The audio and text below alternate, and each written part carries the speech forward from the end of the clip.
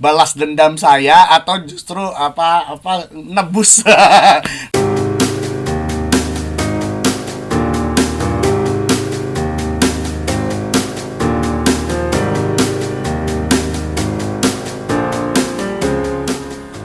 Waduh, iya itu sebuah, ya udah legenda, udah pasti diomongin semua orang ya, standar standar legenda musik, tokoh musik, tokoh penyanyi. Tapi saya akan selalu nambahin satu kata, kalau saya suruh kasih komentar mengenai Chrisye, keajaiban.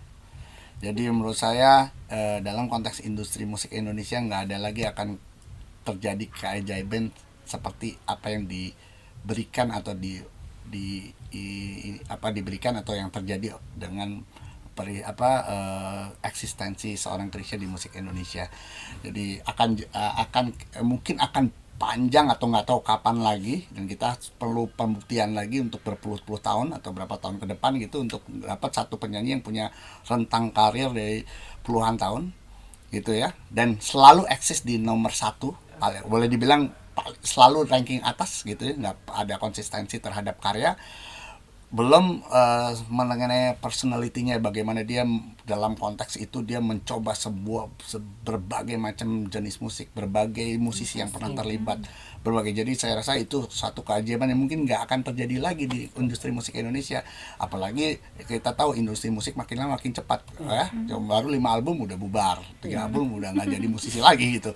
Jadi sejak Chrisye mulai masuk industri dengan lilin kecil tahun 1976 sampai akhir hayatnya, saya rasa itu prestasi yang nggak akan dan susah. Jadi makanya saya bilang itu sebuah keajaiban.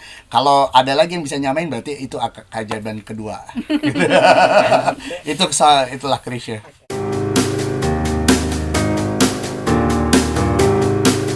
Jadi gini, pertama kali sebetulnya gara-gara ada sebuah konsep yang ditawarkan ke saya, dari Mbak Yanti untuk bikin konsep mengenang Chrisye. Terus kita sepakat waktu itu, Gita yang ngusulin, judulnya pokoknya kayak konsep mengenang lah ya. Kita belum judulkan konsepnya Kidung Abadi. Nah, waktu kita nyusun siapa yang tampil, lagu apa aja, itu lebih pada satu apa isinya, kontennya untuk mentributkan Chrisye. Jadi siapa yang nyanyi, ada Once waktu itu dan segala macamnya. Pokoknya kita sibuk. Nah, ketika sibuk bikin konten itulah saya tuh ngerasa ada satu sebenarnya agak personal banget gitu terhadap apa yang, jadi kan saya bikin rundown, saya ingat-ingat karena saya dulu punya pengalaman yang cukup intens sama almarhum Chrisye ya, jadi musik director, bikin album, bikin konser. Jadi nah, ketika saya nyusun rundownnya, lagu apa aja yang akan dibawain gitu, terus saya teringat ada satu sebenarnya agak personal banget ya. Oh iya, saya selama dari tahun 94 sampai tahun 2003 saya mengawal Chrisye sebagai penyanyi, saya sebagai musik director untuk konser albumnya dan bershow-show di mana-mana. Sekalipun saya belum pernah bikin lagu buat dia. Jadi saya cuman bikin aransemen musiknya, bikin orkestra, bikin big band, bikin semua musik pengiring buat dia nyanyi di album maupun di konser. Jadi wah gila, gue tuh nggak pernah ternyata ya selama segitu dekatnya gitu ya gitu. Nah disitulah mulai pas konser itu saya memberanikan diri ke Mbak Yanti, aku punya ide, boleh nggak kali ini saya bikin lagu baru khusus Chrisye. Nah gimana caranya? Kita pakai suara aslinya Chrisye bisa nggak ya gitu, kira-kira gitu. Jadi idenya masih kasar, tapi itu sebenarnya kayak balas dendam saya atau justru nebus nebus, karena selama dia hidup saya nggak pernah bikin lagu buat dia, lebih banyak selalu bikin musik sampai lupa bikin lagu. Padahal kan semua musisi pasti pengen bikin lagu buat Chrisye. Saya udah begitu jaraknya, udah begitu dekat Chrisye, sama Chrisye ngapain aja bareng-bareng, kita main di mana.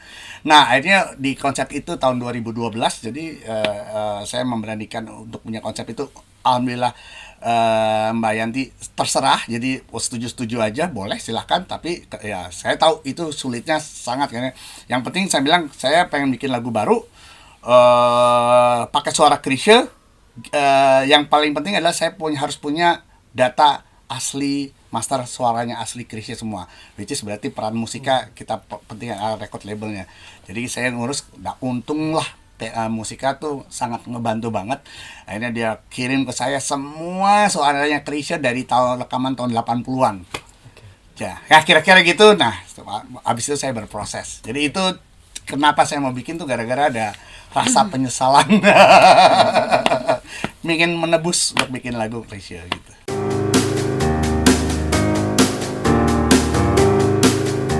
Itu tahun 2012. Tahun 2012. Jadi konsepnya tanggal 5 April. Jadi tentunya kan saya mencetuskan ide itu mungkin sekitar 6 bulan atau 7 bulan sebelum tanggal 5 April itu. Nah, ketika itu disetujui dan kami akhirnya mendapatkan materi-materi suara Krisya yang asli itu, nah kita kerjain bulan mungkin dari Desember atau Januari.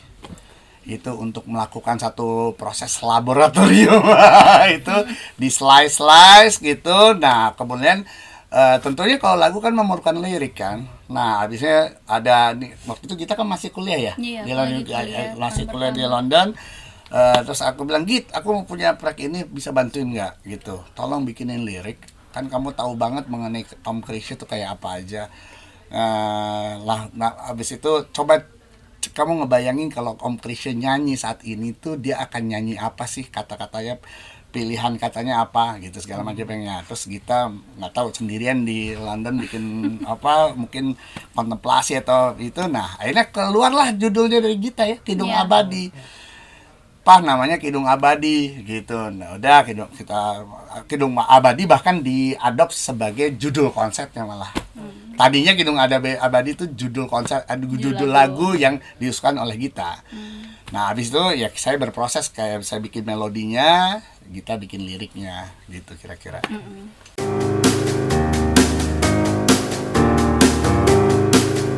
Teknis. Jadi gini, mungkin harus dari Gita. Waktu aku kasih, "Git, tolong." Nah, Git. Jadi urutannya gitu. Bikin lagu. Wah, susah. Nanya sama orang-orang, "Mas, yakin Mas?" Gila, itu nggak pernah dibikin. Saya juga nggak nyangka bahwa itu juga mungkin di dunia juga belum ada yang berani bikin itu gitu. Tapi coba deh, karena ada itu perasaan itu ya, mau menebus, pengen bikin lagu buat Krisya walaupun Krisya udah nggak ada. Yang penting saya punya materinya. Terus saya nugasin Gita, silakan Gita. Basically sih waktu itu memang pas pertama kali Papa cerita, waktu itu sih sebenarnya posisiku juga mungkin aku juga masih awal-awal tuh bahkan bikin lagu ya gitu. Tapi memang terus terang emang aku seneng bikin lirik gitu, dan mungkin Papa juga tahu itu gitu. Dan pas denger Papa punya ide yang mungkin agak, aku pertama-tama juga mikir, yakin Pak mau bikin gitu ya. Cuman aku agak, memang karena udah biasa juga sama Papa, aku tahu mungkin ya memang ambisinya kayak gitu sampai mana gitu ya. Jadi aku pun ya udah deh, coba dulu gitu ya. Mungkin juga aku merasa ya mungkin aku juga banyak akhirnya berkaca juga memori aku tentang Om Krisya ya. Mungkin memang aku pengen, penasaran juga lah awalnya, sebenarnya penasaran gitu ya, walaupun aku merasa itu memang sebuah tantangan yang besar juga buat aku gitu. Dan aku merasa waktu itu ya udah deh, gampang kalau aku mulainya. Aku mulai dengan ya pastinya membuka semua lagunya Om Krisya, ngumpulin kata-kata ya gitu ya. Pertamanya sih ya udah kumpulin kata-kata. Terus abis itu emang sesudah kekumpul kata-kata yang menurutku menarik, mulailah abis itu aku merasa ya tinggal dirangkai. Tapi pas ngerangkainya tuh ternyata nggak segampang itu juga ya gitu ya. Jadi bahwa memang itu tadi Papa pesan juga kan gitu, ya pastinya karena mungkin lagu ini juga sangat ajaib ya, bukan hanya ajaib ya, karena mungkin ini kan diciptakan setelah Om Krisya sekarang juga, Om Krisya sudah nggak ada. Jadi mungkin ada pesannya tuh harus tepat gitu ya gitu. Aku merasanya nggak bisa cuman lagu apa gitu, lagu cinta biasa atau lagu apa gitu. Dan aku ngerasa ya aku mulai berpikir gitu, kira-kira Om Krisya mau nyanyinya tentang apa ya gitu. Dan akhirnya aku mulai ngeliat gitu ya, kata-katanya kok sepertinya aku kayak ngerasa ada kayak apa ya, akhirnya terinspirasi untuk bikin lagu yang berjudul Kidung Abadi ini ya. Kita sebenarnya tahu kan dulu Om Krisya terkenal dengan lagu kidung gitu ya, lagu gitu, tapi memang aku pengen menciptakan sesuatu yang lagu yang abadi tuh maksudnya bahwa walaupun Om Krisya-nya sudah nggak ada, dia akan tetap bernyanyi gitu. Jadi pas aku rangkai kata-katanya dengan kata-kata yang aku punya, kok kayaknya bisa gitu. Ada beberapa kata yang akhirnya harus disusun karena suku kata pakai suku kata sih gitu ya, nggak kata utuh gitu ya. Ada kata-kata yang baru yang belum pernah beliau ucapkan, tapi kata papa nggak apa-apa, coba aja atau dari suku kata gitu. Palingnya kalau ada suku katanya mudah-mudahan bisa gitu. Jadi aku mulai akhirnya propose judulnya Kidung Abadi pada saat itu. Terus habis itu propose, terus papa kebetulan suka lagunya, walaupun sebenarnya mungkin emang ada kata-kata yang agak bisa dibilang mungkin agak dark juga ya gitu ya, ada kini ku telah tiada apa gini segala macam, tapi aku merasa ya aku pengen mencoba untuk aku merasa itu kayaknya pantas saja untuk tetap dimasukin gitu ya, dan papa pun setuju gitu. Dan pada prosesnya sih banyak akhirnya tektokan sih, karena ada beberapa kata yang akhirnya nggak bisa juga ya, karena sudah dicari lead banknya ini dari bank, kita nyebutnya bank suku katanya itu library-nya ternyata tidak bisa digabungkan, akhirnya aku harus menyesuaikan, jadi tetap ada proses penyesuaian itunya ya. Habis itu masuk ke teknis. Jadi saya ngumpulin sound engineer, anak-anak muda yang jago-jago di ngolah data vokal ya gitu. Dari master yang dari musika itu, suara asli Krisya semua, nyanyian dari lagu-lagu Sabda Alam, lagu segala macam lagu yang ada itu kita belah-belah.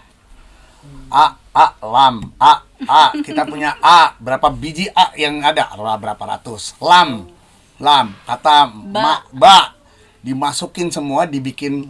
Nah ini yang lama memang berbulan-bulan untuk bikin library.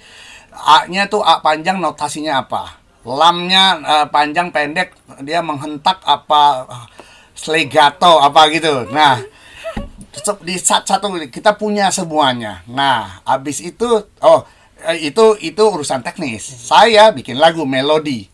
Jadi dari lagunya Gita saya saya bikin melodinya. Itu agak lumayan lancar. Saya nggak tahu kenapa, kalau nggak salah cuma semalam saya bikinnya. Abis lirik dari Gita, sampai aku bilang, Git, aku nggak tahu nih, tiba-tiba kayaknya waktu aku bikin melodi ini lancar banget, nggak ada masalah, langsung karena klop aja langsung dari liriknya. Jadi lancar, cuman berapa jam, dalam semalam lah itu selesai. Tapi itu baru karyanya, belum masuk siapa yang nyanyinya. Nah ketika ini masuklah, ini baru pekerjaan sangat teknis. Sebenarnya mungkin kita juga nggak ngerasa itu akan sebanyak tugasnya akan sebanyak itu, karena kita mikir memang gampang lah, tinggal pakai kata aku aja ada katakanlah waktu kidung, itu kayak misalnya kata kidung ya tinggal ngambil dari lagu kidung misalnya gitu ya. Kata malam mungkin dari angin malam. Ternyata nggak bisa. Jadi akhirnya saya memerintahkan para engineer, coba kita slice satu-satu. Karena panjang pendeknya. Lam, panjang pendek. Sebenarnya kita harus punya data tiada, ada, segala. Jadi bahkan kata kidung aja pada akhirnya itu ngambil kata ki-nya, suku kata ki dari lagu apa, du dari apa, dan dari apa. Karena kalau dari kata lagu kidungnya sendiri ternyata mungkin panjang pendeknya, nadanya beda, pas segala macam. Jadi kita pun juga pas awal nggak merasa itu bakal jadi work jadi ada masalah tingkat artistik yang tantangannya itu, dan teknisnya juga punya tantangan. Nah di teknis makanya kita bilang ada tektokan nggak. Ada beberapa yang walaupun kita punya library suara Krisya yang kita bisa slice per suku kata gitu, ternyata tetap aja nggak cocok. Akhirnya Git, boleh nggak ini ada sinonimnya nggak, kata apa waktu itu ya, bersama kayak, ada bisikan lirik tadinya akhirnya jadi bisikan kata. gitu. Jadi nggak bisa bisikan lirik karena kita nggak dapet kata li dan rik yang bisa masuk gitu di lagu ini, karena dicoba, karena semua satu-satu gitu, di slice, ditaruh dulu. Jadi lirik depannya apa? Iya, adalah beberapa. Satu-satu di software, Nah, itu baru selesai merangkai. Nah, kalau kita denger itu pasti bunyinya putus-putus kan. Robot. Nah, itu perlu engineering tata edit Nyambung, data ya. vokal untuk supaya itu menyambung dengan proses delay, time stretching, segala macam pitching, apa segala macam itu yang buat saya bilang emang ini kerjaan selain kerjaan artistik ini kerjaan teknologi. Gitu. Jadi di situ emang itu emang Kidung Abadi itu gabungan dari itu sih sebenarnya.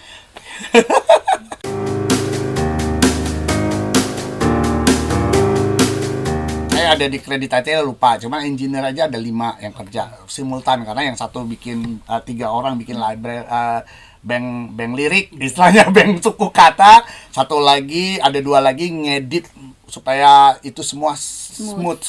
Bikin smooth tuh ya tadi saya bilang time stretching, leveling, kasih efek ini, cuman dikata itu kasih efek jadi nggak enak balik lagi. Nah itu saya ngawal proses semuanya nih tiga proses dia segala macam. Yang ini kurang, kadang-kadang saya ikut ngedit karena gitu ngedit di rumah dicari yang enak supaya flow-nya bagus, apa lagunya pas, dan itu emang makanya hasil itu udah hasil kerja maksimal 5 tahun yang lalu, 6 tahun yang lalu.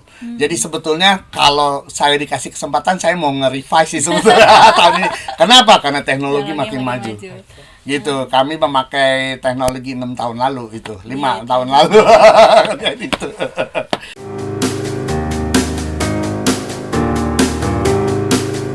4 bulanan lah.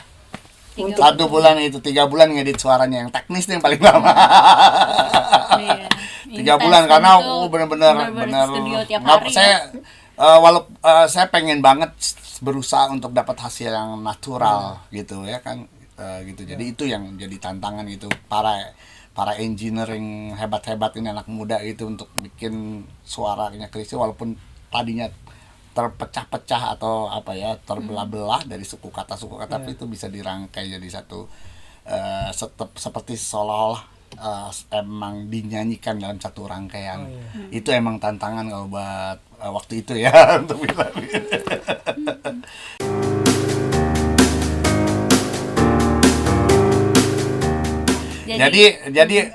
Jadi masternya itu buat konser. Jadi pas konser juga waktu itu kita nampilin Om Chrisye dengan hologram waktu iya, itu. jadi ada visualnya, tapi itu bidang lain ya. Tapi ini secara nyanyian data nyanyian Chrisye sudah selesai. Memang abis itu saya berproses lagi caranya lebih di musik iringannya. Jadi saya ke waktu itu dibawakan secara live soalnya. Live musiknya kan live kan. Belum ada rekamannya jadi, gitu. Iya, tapi data vokal itu udah jadi satu line dan kita sudah perdengarkan ke publik. Dan itu yang kita dengar yang di rekaman itu sebenarnya itu cuman musik iringannya saya ganti yang live saya ganti dengan Czech Symphony Orchestra di Praha gitu. Jadi orkestrnya baru itu kira-kira setahun setelah peristiwa konser saya jadiin master terus saya serahkan ke Mbak Yanti. Waktu kira-kira jadi saya udah nggak pegang master master itu dari 2000 mungkin saya kasih ke Mbak Yanti sekitar 2013. Saya lupa gitu kalau nggak salah setahun setelah konser saya berikan Mbak Yanti ini saya persembahkan buat keluarga ya, silahkan kapan aja mau dikeluarin terserah dan saya pasti senang kalau ini dikeluarin gitu. Baru keluar sekarang.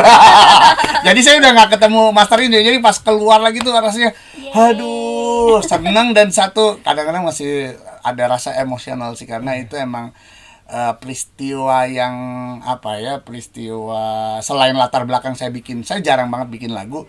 Peristiwa bikin lagunya itu kayak emang nebus dosa terhadap almarhum, nggak pernah bikin lagu buat dia. Tapi secara mengenang prosesnya itu juga buat saya bangga saya pernah ngelakuin proses itu gitu karena nggak semua orang atau nggak semua musisi bisa dapat kesempatan proses itu gitu.